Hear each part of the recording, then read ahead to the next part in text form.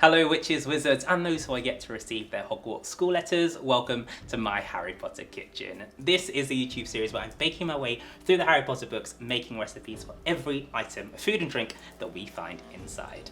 If you missed last week's recipe where we served up some Hogwarts house-inspired coated peanuts, then make sure you check out the link down below in the description to catch up. And if it's your first time in the kitchen and you want to see some more Harry Potter recipes, then make sure you hit that subscribe button and click on the notification bell, then you'll get an alert every Magic Monday when there's a brand new recipe. Speaking of which, it's time for a new recipe, so let's get back to it.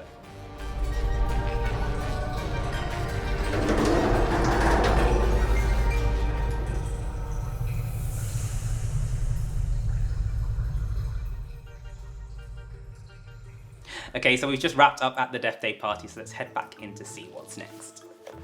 So Harry, Ron and Hermione are now leaving the party and they're walking down the corridor. They can see some water on the floor. Mrs. Norris is hanging from a lamp and there's a very sinister message on the wall saying the Chamber of Secrets has been opened.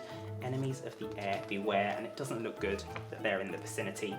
Next page is chapter 9, so we'll move on to the writing on the wall, and now there are conspiracies everywhere about who the heir of Slytherin is.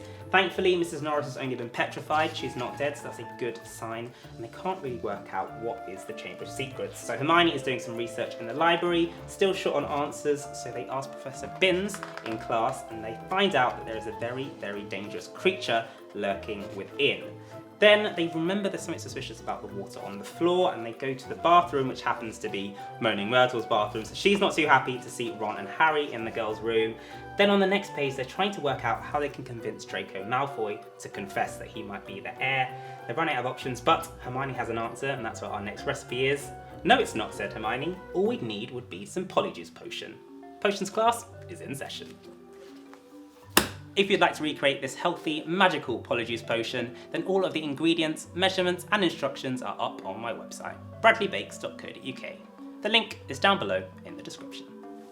So today we are brewing up another potion. It is of course Polyjuice, and you'll be pleased to hear it's not going to take us quite as long as it took Hermione, Harry and Ron to brew up theirs. I've tried to make this Polyjuice potion as luminous green as possible. It might be a little bit lumpy and it could taste a little bit different, but it is going to be nice and sweet for you too. So you can give it to your Wizarding Worlds, your friends and family if they're looking for a little health kick. We've got spinach and kale in there, packed full of vitamins, some pineapple juice and kiwi for the sweetness, and then some ginger to give it a little kick as well. The best thing about this Polyjuice potion is it's super easy to make. So I'm going to walk you through the process of preparing your ingredients. We'll blitz it all together and then your Polyjuice potion will be good to go.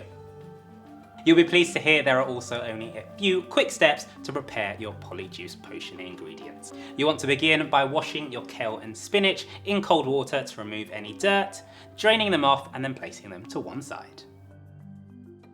For our kiwi, I'm just going to peel away the skin and then chop that into rough chunks.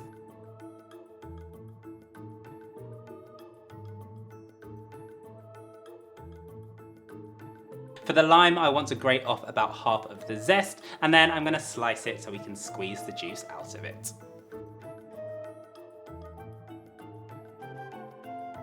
And then finally for our ginger, we want to peel off the skin too, and then chop that into some small pieces.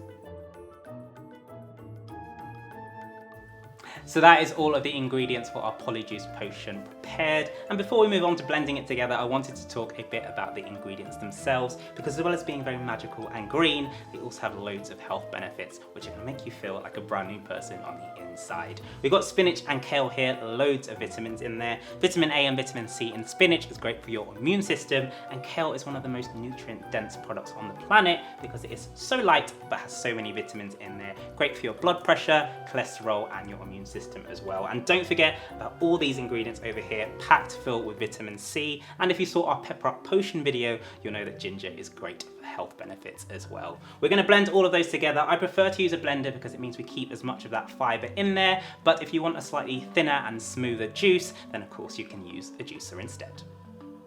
Depending on the size of your blender, you might need to do this in small batches and then mix it together afterwards.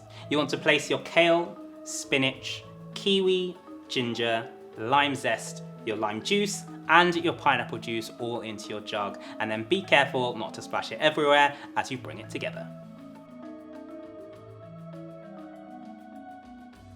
Keep on going until you have a nice smooth consistency, and then you can pour this out and repeat the process if you have more ingredients left.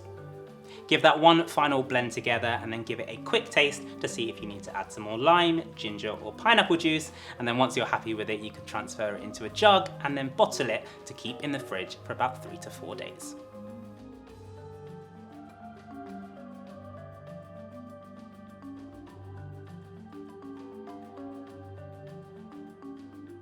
This Polyjuice Potion recipe is best served ice cold, and a little trick that I like to do is put some ice in the glass first and then pour it over quickly just before you serve it to your guest.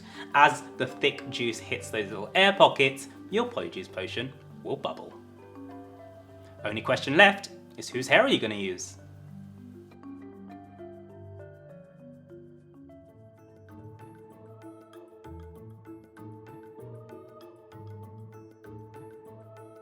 So there you have it, a super quick and easy recipe for you to create your own Polyjuice Potion at home. It's packed full of health benefits and it looks pretty cool too. So let me know down below in the comments, are you going to give this one a go? And if you do, who would you like to transform yourself into?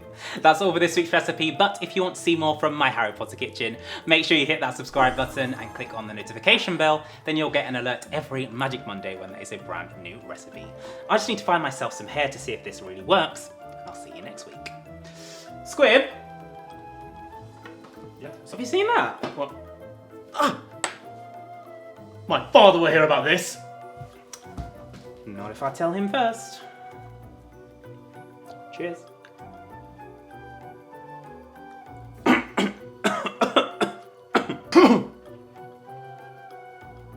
It's magic!